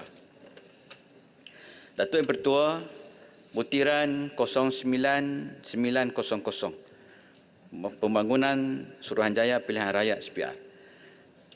PRU 15 yang lepas merupakan sebuah hasil daripada pelaksanaan Undi 18 yang diluluskan oleh Parlimen sebelum ini. Untuk PRN akan datang, SPR menghadapi cabaran yang agak besar untuk memastikan statistik pengundi ini sekurangnya tidak berkurang dari yang lalu. Apakah program yang dirancang oleh kerajaan bagi menambah lagi kesedaran keluar mengundi? Khususnya bagaimanakah persediaan dari pihak SPR untuk menghadapi pilihan raya negeri di 6 negeri nanti? Adakah dengan penurunan belanjawan yang diberikan kepada pembangunan Suruhanjaya Pilihan Raya bakal memberi kesan kepada kurangnya persediaan dari pihak mereka? Dan yang terakhir, Butiran 040-300 Jabatan Kehakiman Syariah Malaysia. Adakah kerajaan berhasrat untuk memperkasa sistem kehakiman Islam dengan memberi penambahan kepada jumlah tambahan pengamal undang-undang Islam dan kekitangan berkaitan Mahkamah Syariah? Sejauh mana usaha sama kerajaan negeri dan persekutuan bagi menambah penyelenggaraan Mahkamah Syariah selaras dengan pelaksanaan maqasid syariah? Sekian, terima kasih Datuk Pengerusi. Terima kasih. Saya jemput Tuaran. Terima kasih Datuk Pengerusi kerana memberi peluang pada Tuaran untuk membahaskan bajet 2023 peringkat jawatan kuasa. Tuaran memulakan perbahasan bagi maksud bekalan 6 Jabatan Perdana Menteri Butiran 010-200 bahagian Hal Ehwal Sabah dan Sarawak dan pejabat persekutuan. BHS telah diberi peruntukan sebanyak 28,945,000 memandangkan isu-isu membabitkan pelaksanaan Penjanjian Malaysia tahun 63 itu memerlukan banyak engagement, penyelidikan serta perbincangan. Saya ingin bertanya kepada kerajaan apakah peruntukan tersebut cukupkah atau tidak. Tuan juga ingin bertanya sama ada jawatan kuasa induk dan teknikal Bumi Putra Minoriti Sabah dan Sarawak masih wujud ataupun tidak. Tuan juga ingin bertanya kepada kerajaan apakah bahagian hal ehwal Sabah dan Sarawak ini akan dinaik taraf menjadi sebuah kementerian yang sepenuhnya dengan ketua setiausaha yang tersendiri dan bukan hanya bahagian di Jabatan Perdana Menteri. Kenapa perlu dinaik taraf? Sebab peranan dan fungsi serta tugas dan tanggungjawab kementerian ini adalah untuk pastikan agar pembentukan Malaysia pada tahun 1963 melalui Perjanjian Malaysia 1963, Akta Malaysia 1963, Intergovernmental Committee Report (IGC), report dan Perlembagaan Persekutuan Malaysia benar-benar dapat dilaksanakan dengan tata kelola yang menepati kehendak MA 63 dan diterjemahkan dalam satu sistem penyampaian kerajaan yang dapat menepati aspirasi persetujuan pemimpin-pemimpin dan rakyat kedua-dua wilayah membentuk sebuah negara baru bernama Malaysia berdasarkan sebuah perjanjian atau treaty antarabangsa yaitu MA 63. Harus diingat penandatangan MA 63 itu adalah United Kingdom, Persekutuan Tanah Melayu, negara Sabah, negara Sarawak dan negara Singapura. Oleh itu BIHES seharusnya dijadikan sebagai sebuah kementerian tentang hal ehwal Sabah dan Sarawak sepenuhnya. Dengan ada ketua setiausaha bertujuan memastikan bukan sahaja perjanjian Malaysia 1963 dapat dilaksanakan, malah kedua-dua wilayah itu dapat dibawa ke dalam arus pembangunan negara sehinggalah kita dapat menoktahkan kesenjangan dalam pembangunan wilayah serta juga keselamatan wilayah. Datuk Pengerusi, sistem penyampaian Malaysia hari ini berkecamuk, sekaligus memburukkan lagi ketidakseimbangan pembangunan wilayah. Tanah besar Malaysia yaitu wilayah Sabah dan Sarawak terus mundur dan keterbelakang bukan kerana kita terlambat memulakan proses pembangunan berbanding semenanjung, tetapi akibat ketidakadilan dalam pengagihan peruntukan daripada pungutan hasil persekutuan dan kegagalan melaksanakan MA 63 sepenuhnya. Kesenjangan pembangunan wilayah inilah yang menjadi tumpuan Kementerian Hal Ehwal Sabah dan Sarawak yang bakal diwujudkan dan yang berhormat Menteri Bahagian Hal Ehwal Sabah dan Sarawak yang ada perlu membuat cadangan kepada Kabinet dengan mengambil pandangan Ketua Menteri Sabah dan Premier Sarawak. Malah saya mencadangkan supaya Yang Berhormat Menteri Hal Ehwal Sabah dan Sarawak berbincang dan Ketua-Ketua Menteri serta juga Menteri-Menteri besar daripada negeri-negeri di semenanjung Malaysia untuk mendapatkan perspektif yang lebih meluas tentang bagaimana kita dapat membina negara kita Malaysia yang adil, saksama dan makmur. Tuan Pengerusi, sementara itu Tuan mohon mencadangkan agar bahagian hal ehwal Sabah dan Sarawak menumpukan perhatian untuk melaksanakan kepada hak-hak Sabah dalam hal revenue sharing seperti mana yang terkandung dalam Seksyen 1 dan 2 Perkara 112C dan Seksyen 2/1 bahagian 4 Jadual Ke-10 Perlembagaan Persekutuan yang Tuan sebut dalam perbahasan peringkat dasar. Harus diingat bahawa Perkara 112D walaupun berkaitan rapat dengan Perkara 111C, namun asas amaun pemberian pada Sabah itu tetap 40% daripada pungutan bersih hasil persekutuan daripada Sabah, dan Perkara 112D antara lain klausa untuk mengkaji komponen dalam hasil persekutuan yang dimasukkan dalam pengiraan jumlah bersih pungutan hasil persekutuan daripada Sabah. Tuan Pengerusi, Tuan juga ingin berharap unit Bumi Putra Minoriti Sabah dan Sarawak yang pada suatu dahulu begitu aktif melaksanakan program-program untuk membangun Bumi Putra Minoriti Sabah, termasuk dalam hal ehwal pengurusan tanah, yaitu sistem pantas dan kemajuan Mahkamah Negeri Sabah dapat diaktifkan semula sehingga ada butiran yang bagi maksud bekalan 6 Jabatan Perdana Menteri. Seterusnya, Tuan Pengerusi, dan ini poin yang terakhir, saya berbahas bagi maksud bekalan 4 Suruhanjaya Pilihan Raya butiran 010000 yaitu pilihan raya. Tuan ingin bertanya apakah status jawatan kuasa khas penambahbaikan sistem dan Undang-Undang Pilihan Raya ERC yang ditubuhkan pada tahun 2018 dan juga jawatan kuasa khas Kabinet mengenai pilihan raya bagi mengkaji pelaksanaan 49 cadangan ERC. Tuan mencadangkan agar ERC ini dapat diaktifkan semula untuk menambah baik sistem pilihan raya kita. Saya dengan demikian sekian dan terima kasih. Terima kasih Saya jemput Jerlun. Bismillahirrahmanirrahim. Assalamualaikum warahmatullahi wabarakatuh. Terima kasih Tuan Yang di-Pertua. Saya mengambil bahagian dalam perbahasan peringkat jawatankuasa tentang anggaran perbelanjaan persekutuan untuk tahun 2023. Saya merujuk butiran B4 iaitu SPR 010200 iaitu tentang operasi menyentuh tentang pemulangan deposit calon dan bahan kempen untuk PRU 15 baru-baru ini masih lagi tidak dibayar oleh pihak SPR kepada calon-calon yang bertanding. Pohon perhatian pihak kerajaan. Yang kedua 03,000 iaitu tentang lasar baru, di bawahnya 030,100 kajian semula persepadanan negeri Sarawak. Persoalan saya, adakah ia juga melibatkan seluruh negeri-negeri di Semenanjung, di mana kali terakhir dibuat persepadanan ini pada tahun 2003. 04,000 di situ ada one off, ya. Tahun ini ada one off, tahun lepas tidak ada.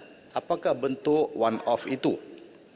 Merujuk B6 Jabatan Perdana Menteri, merujuk program 4 pengurusan kehakiman perundangan 040300, ya, adakah kerajaan bercadang untuk melantik pegawai syariah interim ataupun hakim syar'i bagi mengatasi kekurangan bilangan hakim syar'i?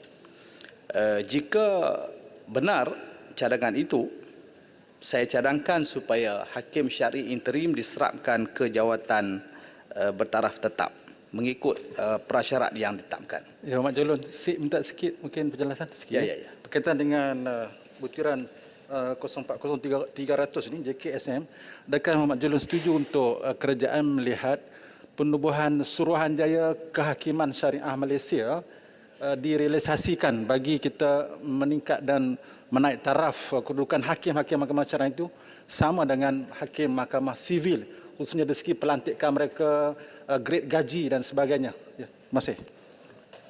Terima kasih pada Sik. Sebenarnya saya pun sudah ada cadangan itu sebagaimana yang dinyatakan oleh Sik, dan saya diminta masukkan di bawah ucapan saya. Kemudian yang kedua, dari segi berlaku kelewatan penempatan hakim syar'i. Ini berlaku di negeri Perlis, ya. Bila kekusangan itu berlaku pada bulan Ogos 2022, ditempatkan pada bulan Mac 2022, ditempatkan Ketua Hakim Syar'i pada 16 November 2022. Ini menjejaskan kes-kes di peringkat Mahkamah Rayuan. Kemudian dari segi kes-kes yang perlu disegerakan, saya mohon mencadangkan supaya JKSM khususnya dapat mencari satu pendekatan bagaimana untuk menyelesaikan kes berkaitan dengan perceraian, sekurang-kurangnya diberi tempoh penyelesaian dalam tempoh daripada kes difailkan sehingga 1 atau 1,5 tahun. Ya, sekarang ini melebihi tempoh itu, bahkan mencecah hampir 3 tahun. Merujuk 04900 Suruhanjaya Pelantikan Kehakiman. Ya, adakah kerajaan hari ini bercadang untuk melantik ketua hakim negara dan peguam negara yang baru, yang selari ataupun yang serasi dengan kepimpinan kerajaan hari ini? Saya merujuk kenyataan Menteri Undang-Undang dan Reformasi pernah menyebut, siapa yang jadi Perdana Menteri, dia mesti lantik peguam negara orang dia.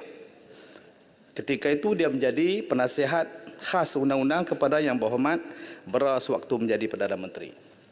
Merujuk P6 Jabatan Perdana Menteri 00104, peruntukan sebanyak 50 juta. Apakah maksud pembangunan yang merujuk penyusunan semula masyarakat? Yang kedua, 04801, berapakah jumlah masjid, surau merujuk Parlimen Jerlun, ya, yang akan dibina ataupun dinaik taraf? Saya merujuk satu isu berkaitan dengan Masjid Jami' Ar-Rahmah Padang Perahu dalam Parlimen Jerlun. Akibat pelebaran atau pembesaran laluan Jitra Kok Diang pada tahun 2018, akhirnya air bertakung masuk ke dalam masjid dan tandas menyebabkan berlaku lambakan ataupun air najis dalam kawasan masjid. Yang merujuk 71,000 penyelarasan program pembayaran kemiskinan. Peruntukan sebanyak 54.5 juta. Adakah peruntukan ini merujuk juga tentang pembaikan atau pembinaan semula rumah-rumah yang mengalami kebakaran?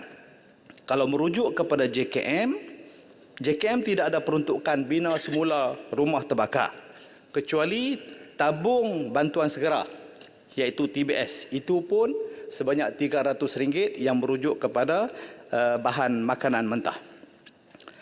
Kemudian kod 93000 projek kecil 222 juta.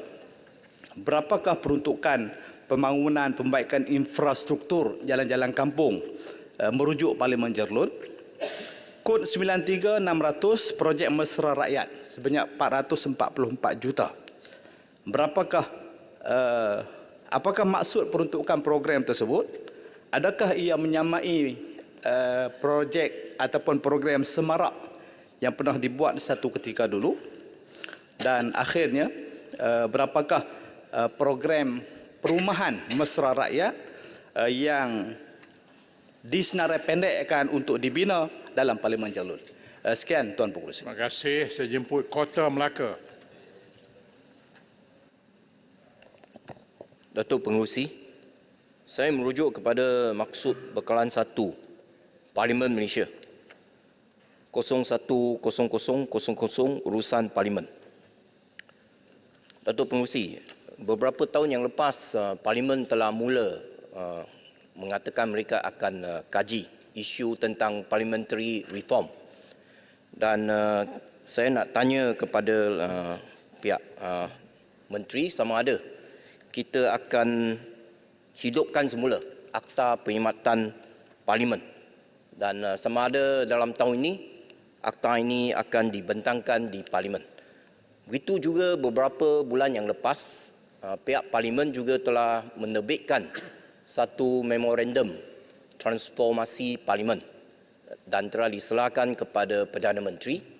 Dan saya nak minta sama ada pihak Parlimen ataupun Menteri boleh bagi sesalinan kepada semua ahli Parlimen supaya kita boleh lihat isi kandungan memorandum tersebut. Selain daripada itu, butiran 030000 di bawahnya 030200 penyelenggaraan sistem bangunan dan peralatan. Jadi saya nak tanya, memandangkan anggaran jumlahnya ialah 14 juta, satu angka yang agak besar. Jadi ingin tahu apakah bentuk penyelenggaraan yang akan dicadangkan, yang akan dilakukan. Seterusnya saya merujuk kepada bekalan 4 Suruhanjaya Pilihan Raya. Bawah 010000 Pilihan Raya. Bawah pengurusan 010100. Di mana seperti yang kita tahu, terdapat 7 ahli SPR dalam Suruhanjaya ini, tapi kini ada 2 kekosongan. Ekoran daripada 2 ahli telah bersara hujung tahun lepas. Jadi apakah status terkini terhadap pelantikan yang baru? Dan apakah mekanisme yang akan digunakan untuk kita mencalonkan 2 nama yang baru kepada Yang di-Pertuan Agong? Maksud bekalan 9 Suruhanjaya Pencegahan Rasuah Malaysia. Bawah butiran 010100 pengurusan AM. Datuk Pengerusi, minggu lepas dan hari ini Pago telah didakwa di mahkamah berkaitan dengan isu rasuah. Dan apabila Pago didakwa, dia mengatakan bahawa ini adalah bermotif politik. Pendakwaannya, dia mengatakan bahawa kononnya itu satu pendakwaan terpilih. Jadi soalan pokok saya tentang proses kita nak lantik ketua pengarah SPRM. Kalau kita lihat ketua pengarah SPRM pada hari ini adalah lantikan sewaktu Pago menjadi Perdana Menteri. Jadi bagaimana boleh dikatakan itu adalah satu bermotif politik. Jadi untuk menyelesaikan masalah ini, saya berpendapat supaya kita perlu ada satu proses lantikan ketua pengarah SPRM yang lebih telus, yang lebih adil, supaya dalam masa akan datang tiada orang apabila mereka didakwa, mereka akan kata itu adalah motif politik. Untuk kita memastikan Ketua Pesuruhjaya SPRM ini adalah betul-betul bebas. Dan seperti yang kita tahu, pelantikan Ketua Pesuruhjaya SPRM ini adalah 2 tahun, lepas tu akan dilantik semula. Jadi kita nak tahu apakah mekanisme yang terbaik yang boleh kita gunakan untuk memastikan supaya tidak ada orang lagi boleh salahkan SPRM apabila mereka didakwa di mahkamah. Dengan itu sekian, terima kasih. Terima kasih. Datuk Pengerusi. Saya jemput Dungun.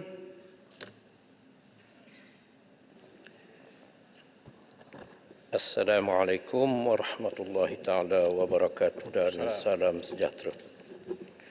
Terima kasih kepada Tuan Pengerusi. Butiran 010300 bahagian pengurusan hartanah. Antara skop tugasan ialah mengawal selia dan merancang hartanah milik kerajaan persekutuan dengan cekap dan berkesan. Saya ingin untuk mengetahui apakah pembangunan yang dirancang dan dirangka atas tanah tapak bekas ibu pejabat polis lama Dungun, kerana kawasan tanah ini terletak dalam kawasan bandar, tetapi dengan ketiadaan pembangunan kerana telah wujud ibu pejabat polis yang baru, maka ianya menyebabkan naik semak dan hutan. Sedangkan ini adalah kawasan utama terletak bersebelahan dengan satu projek landscaping yang sedang dibina dalam kawasan bandar. Pohon pencerahan. Seterusnya 040300 JKSM, Jabatan Kehakiman Syariah Malaysia, iaitu dalam menaik taraf sistem teknologi Mahkamah Syariah. Telah dibangunkan satu sistem yang dinamakan e-Syariah di bawah kendalian Jabatan Kehakiman Syariah Malaysia, iaitu bermula pada tahun 2017. Kos keseluruhan yang diluluskan adalah 17 juta ringgit. Syarikat yang dilantik kerajaan adalah Mimos Berhad. Namun sistem tersebut telah gagal disiapkan dan diserahkan mengikut jadual. Dari jumlah 17 juta ringgit yang diluluskan itu, 14 juta ringgit telah diarahkan untuk bayaran kepada syarikat berkenaan. Tetapi sistem tersebut bermasalah dan difahamkan tidak siap. Kepentingan ini ialah kerana di antaranya dengan sebab kegagalan ini menyebabkan prestasi mahkamah-mahkamah syariah negeri-negeri juga mengalami masalah kerana ia melibatkan kepentingan kepada soal yang melibatkan banyaknya kes-kes yang tertunggak dan kes-kes longakan. Jadi saya pohon supaya penjelasan diberikan oleh Menteri apakah keadaan status projek ini sekarang ini. Seterusnya, Tuan Pengerusi, berkait dengan 030400 pencen. Saya ingin merujuk kepada isu yang berkait dengan kadar pencen rendah bagi pesara-pesara dari agensi kerajaan yang telah diswastakan pada tahun 80-an dan 90-an.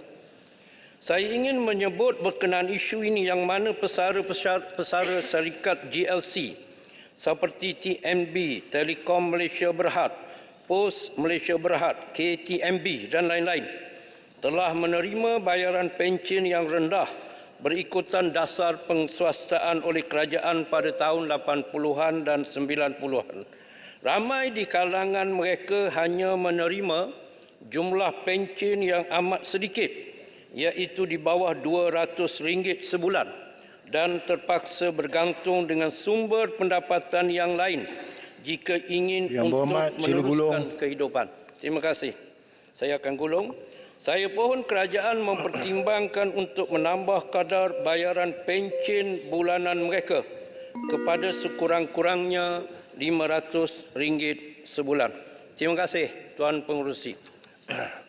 Berkaitan ini, kita persilakan Yang Berhormat Rasah. Terima kasih, Datuk Pengerusi, atas peluang yang diberikan kepada saya. Perkara pertama yang saya nak sebut di bawah Jabatan Perdana Menteri adalah bagi maksud pembangunan 6 butiran 93000 di bawah di bawah tajuk projek-projek kecil. Saya nampak 2021-2022 tak ada peruntukan untuk projek-projek kecil ni. Kali ini ada 222 juta. Kebetulan kita ada 222 kawasan parlimen. Jadi apakah pengagihannya mengikut parlimen ataupun ada cara pengagihan? Saya nak tanya Jabatan Perdana Menteri.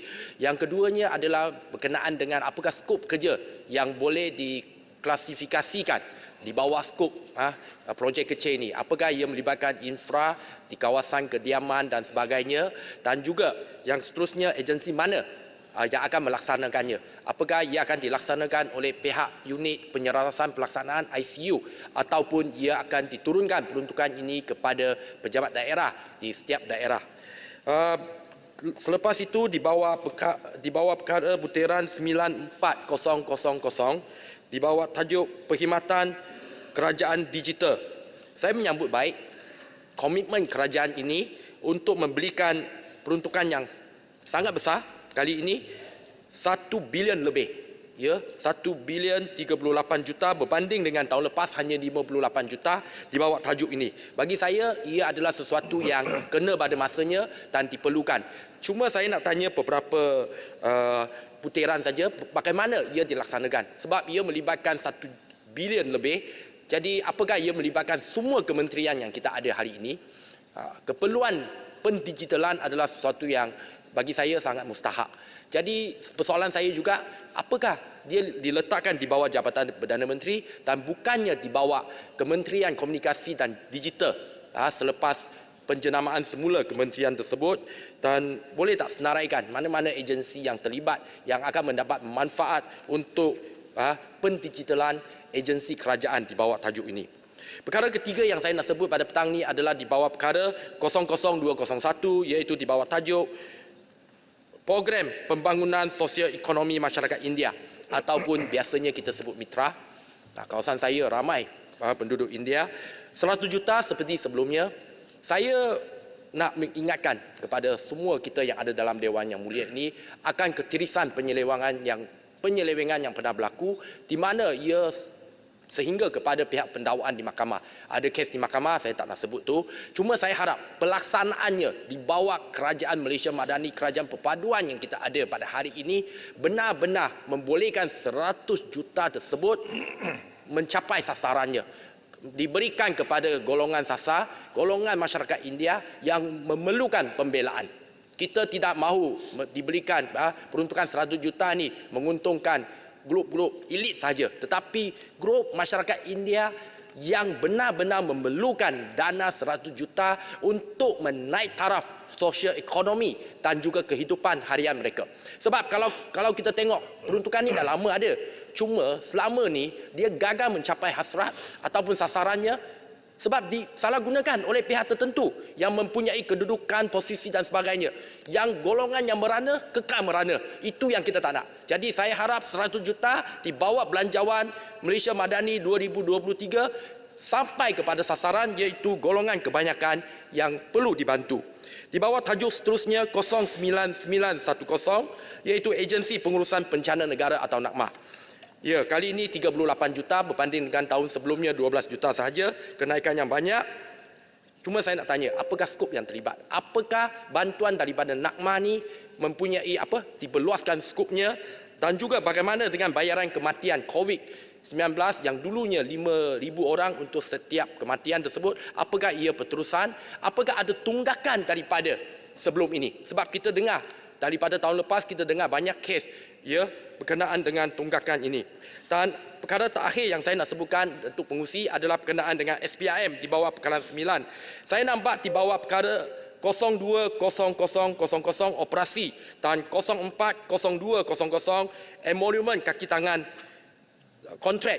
Tak ada pertambahan dari segi peruntukan kalau dibanding dengan tahun sebelumnya, dan tak ada penambahan pejawatan. Saya nak ingatkan, indeks persepsi rasuah negara kita jatuh, dan yang terkini pada tahun lepas kita hanya mendapat 47 mata saja di kedudukan nombor 61 di peringkat antarabangsa. Kalau 47 kalau kita exam tu dah gagal. Datuk Pengerusi, jadi saya harap penjelasan daripada kerajaan berkenaan dengan perkara ini, kenapa tak ada penambahan peruntukan untuk SPIM. Sekian saja Datuk Pengerusi. Terima kasih. Berikutnya kita silakan Yang Berhormat Rantau Panjang. Terima kasih Yang Tuan Pengerusi. Saya ingin menyentuh 010600 JCOM yang mana saya ingin penjelasan dengan peruntukan 18.69 juta yang telah diperuntukkan. Jadi apakah program yang telah dilaksanakan? Sebab masyarakat melihat ia hanya alat propaganda kepada kerajaan dan banyak isu-isu yang digunakan untuk menyerang pembangkang. Jadi sejauh mana program dilaksanakan, berapakah jumlah staf yang ada di JCOM? Saya ingin juga penjelasan tentang peruntukan keseluruhan yang mana dilihat bertambah berbanding dengan tahun 2022. Apakah usaha-usaha penjimatan kerajaan? Begitu juga saya ingin penjelasan tentang 030300 bahagian penyelidikan. Apakah usaha kerajaan untuk meningkatkan lagi kesejahteraan dan memertabatkan imej negara di peringkat antarabangsa? 00121 iaitu berkaitan dengan infrastruktur luar bandar. Saya ingin penjelasan berapakah projek yang telah disenaraikan di setiap negeri dan terutama di Rantau Panjang, terutama infra yang sangat terkesan akibat daripada bencana banjir. Saya ingin juga penjelasan 04801 berkaitan dengan pembinaan masjid surau dan naik taraf. Jadi sebanyak masjid di kawasan saya terutama yang terkesan akibat daripada banjir. Jadi saya ingin tahu sejauh mana peruntukan telah disediakan terutama di parlimen yang terkesan dengan banjir. 09910 iaitu berkaitan dengan pengurusan bencana NADMA. Saya ingin tahu berapa ramaikah masih mangsa banjir yang masih belum menerima bantuan wang ehsan banjir, dan setakat ini berapakah peruntukan yang telah diberi kepada kerajaan negeri? Sebab janji Perdana Menteri hari itu diberi kepada kerajaan negeri. Jadi 50 juta kepada yang diberi kepada kerajaan negeri. Jadi apakah ini yang dimaksudkan dengan pemberian kepada mangsa-mangsa banjir ataupun yang sebaliknya? Ya, begitu juga saya ingin penjelasan berkaitan dengan 1100 berkaitan kuartus, program kuartus ataupun rumah resmi, yang mana saya ingin tahu berapa jumlah kuartus kerajaan yang tidak diguna pakai ataupun yang usang yang tidak diguna pakai, dan apakah usaha kerajaan untuk menafaatkan kuartus-kuartus kerajaan. 1600 iaitu di bawah Jabatan Pertahanan Awam Malaysia JPAM. Saya ingin tahu berapakah jumlah keanggotaan, berapakah jumlah pegawai tetap, berapakah pejabat tetap yang ada sekarang, dan berapakah kawasan hotspot bencana yang belum lagi ada pejabat JPAM yang Angkatan Pertahanan Awam yang tetap, dan adakah kerajaan bercadang untuk menaikkan allowance kepada sukarelawan APM, dan sejauh mana kolaborasi dibuat dengan NGO terutama dalam menangani isu bencana? Adakah kerajaan bercadang untuk memberi manfaat allowance juga kepada NGO yang terlibat? Begitu juga tentang 500 iaitu berkaitan dengan pembangunan tanah wakaf. Jadi saya ingin tahu berapa jumlah tanah wakaf yang ada dalam kerajaan hari ini, apakah program yang sedang dilaksanakan, dan apakah program yang boleh membina, membantu menaikkan ekonomi terutama golongan bumi putera. Yang seterusnya ialah 9300 yang berkaitan dengan projek kecil. Pohon penjelasan apakah usaha terutama dalam menaikkan pembangunan di kawasan luar bandar, dan sejauh mana projek ini dilaksanakan mengikut parlimen, mengikut agihan setiap parlimen, dan apakah projek-projek kecil yang akan dilaksanakan di Parlimen Rantau Panjang. Menyentuh 93600 projek mesra rakyat yang bernilai 444 juta. Saya ingin perincian tentang projek mesra rakyat dan bagaimana peruntukan ini diagihkan kepada setiap parlimen. Begitu juga saya ingin menyentuh 050100 bahagian Jabatan Kemajuan Islam Malaysia JAKIM. Apakah peranan JAKIM dalam menentukan, memastikan produk halal dalam pasaran? Begitu juga sikap JAKIM dalam masalah Islamfobia. Begitu juga isu LGBT dan termasuk juga filem-filem yang merosakkan akidah. Apakah usaha yang telah dibuat oleh JAKIM dalam menangani isu ini? Dan akhir sekali 0900 SPR. Jadi saya ingin tahu berapakah kos yang telah digunakan oleh kerajaan dalam PRU Parlimen 15 yang lepas, dan berapakah jumlah kaki tangan SPR, dan adakah kerajaan bercadang untuk menambahkan lagi kaki tangan SPR, dan apakah usaha untuk memastikan supaya perjalanan pilihan raya akan datang ini akan lebih lancar dengan peruntukan yang saya tengok dalam peruntukan yang dalam bajet ini semakin sedikit. Terima kasih. Terima kasih Yang Berhormat Rantau Panjang. Dipersilakan Yang Berhormat Puchong. Terima kasih Tuan Pengerusi. Saya ingin merujuk kepada muka surat 105B6 Jabatan Perdana Menteri 020200 Biro Pengaduan Awam. Biro Pengaduan yang diperuntukkan 45.8 juta ringgit. Biro Pengaduan Awam telah pun ditubuhkan pada tahun 1960 untuk mengendali aduan orang ramai terhadap jabatan dan agensi kerajaan. Salah satu inisiatif utama di dalam Pelan Anti Rasuah Kebangsaan 2019 hingga 2023 adalah untuk menggantikan Biro Pengaduan Awam dengan Ombudsman Malaysia untuk meningkatkan ketulusan dan accountability dalam kerajaan. Perbezaan utama antara Biro Pengaduan Awam dan Pejabat Ombudsman ialah Biro Pengaduan Awam beroperasi di bawah kuasa Jabatan Perdana Menteri, manakala Pejabat Ombudsman adalah agensi yang bebas, tidak tertakluk kepada pengaruh kaki tangan kerajaan maupun campur tangan politik. Pendek kata, penubuhan Pejabat Ombudsman boleh membina kepercayaan orang ramai terhadap institusi kerajaan dan menggalakkan tadbir urus yang baik. Oleh itu, 60% negara di dunia ini telah pun mempunyai institusi ombudsman termasuk United Kingdom, Sweden, Australia, New Zealand, Hong Kong dan Thailand.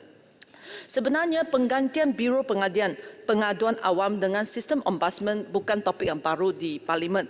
Saya menyemak Hansard Parlimen pagi ini dan mendapati bahawa cadangan ini telah pun dibangkitkan oleh wakil-wakil rakyat generasi yang dulu di Dewan Yang Mulia ini sejak tahun 1970-an. 50 tahun sudah. Walau bagaimanapun, ia hanya setakat cadangan di Parlimen sehingga Pakatan Harapan menjadi kerajaan pada tahun 2018, di mana tindakan mula diambil. Pada 19 Oktober 2018, Jemaah Menteri Pakatan Harapan telah pun bersetuju dengan penetapan dasar penubuhan Ombudsman Malaysia. Dalam masa 1 tahun, pada Oktober 2019, menurut Ketua Pengarah Pusat Governance, Integriti dan Anti Rasuah, draft rang Undang-Undang Ombudsman telah pun dikemukakan ke Jabatan Peguam Negara untuk semakan sebelum ia dibentangkan di Parlimen. Akta Ombudsman adalah diperlukan untuk memberi kuasa yang mencukupi kepada pejabat Ombudsman untuk menyiasat aduan, membuat saranan untuk tindakan pembaikan dan mengambil tindakan undang-undang terhadap agensi ataupun pegawai kerajaan yang gagal mematuhi saranan. Selepas itu, langkah syaratan berlaku. Kerajaan baru Perikatan Nasional pada 24 November 2020 melalui Menteri Undang-Undang masa itu Yang Berhormat Kota Baru telah pun menyatakan komitmen sekali lagi Kerajaan Perikatan Nasional akan meneruskan usaha pembentangan RUU Ombudsman. Dan sekali lagi kata draft RUU telah pun dikemukakan di Jabatan Peguam Negara. Pada 15 September 2021, satu kerajaan lagi, dalam jawapan bertulis Parlimen, Perdana Menteri ketika itu Yang Berhormat Bera telah memaklumkan penyediaan draft RUU telah pun di fasa terakhir dan dijangka akan dibentangkan di Parlimen pada tahun 2022. Puchong ingin tahu apakah status RUU Ombudsman sekarang. Sudah 50 tahun Parlimen ini membincang penubuhan Ombudsman. Dan 4 tahun telah pun diambil untuk mendraft RUU Ombudsman oleh 3 kerajaan yang berbeza. Puchong sangat berharap bahawa kerajaan perpaduan yang dipimpin oleh Yang Berhormat Tan Bun akan cross the finishing line dengan membentang RUU Ombudsman di Parlimen pada tahun ini juga. There should be no more delay. Just do it dengan izin. Tuan Pengerusi, seterusnya saya ingin merujuk kepada muka surat 117B7 Jabatan Perkhidmatan Awam 020000 Pembangunan Sumber Manusia dan muka surat 119P700500 Program Beasiswa dan Pinjaman Pelajaran JPA. Tuan Pengerusi, kalau kita tengok kementerian-kementerian di Malaysia hari ini, banyak di antaranya memerlukan kepakaran dalam bidang yang spesifik untuk mengubah dasar yang baik ataupun menguat kuasa undang-undang di bawah tanggungjawab kementerian. Sebagai contoh, Kementerian Sumber Asli Alam Sekitar dan Perubahan Iklim memerlukan bukan sahaja kepakaran dalam sains perhutanan, hidupan liar, hidrolik, pengawalan, pencemaran dan perubahan iklim, ia juga perlu kepakaran dan pengalaman dalam perjanjian antarabangsa seperti Convention Basel dan Perjanjian Paris. Kementerian Pengangkutan pula memerlukan pakar dalam pengangkutan awam untuk merancang rangkaian rel dan bas yang baik, manakala MITI perlu pakar dalam perjanjian perdagangan bebas. JKR juga perlukan ramai pakar dalam engineering design dengan izin. Banyak lagi contoh seperti ini. Untuk makluman Dewan Yang Mulia ini, sejak Disember 2016, kerajaan telah pun memperkenalkan inisiatif kemajuan kerjaya laluan pakar bidang khusus Subject Matter Expert SME dalam JPA. Melalui laluan SME, kerajaan mengiktiraf pegawai yang memiliki keupayaan intelektual kepakaran yang tinggi dan berpengalaman luas dalam bidang kepakaran tertentu serta boleh menjadi sumber rujukan dalam dan luar organisasi subject matter expert. Ini adalah inisiatif yang baik. Walau bagaimanapun daripada perhatian saya apabila saya nak gulung. Apabila saya menjadi Menteri Mestek di mana banyak bidang teknikal terlibat, pegawai SME adalah tidak mencukupi. Menurut website JPA, setakat di 31 Oktober 2022, hanya 96 pegawai SME yang ada dalam perkhidmatan. Saya ingin... Yang Berhormat duduk. Ya, dipersilakan Yang Berhormat.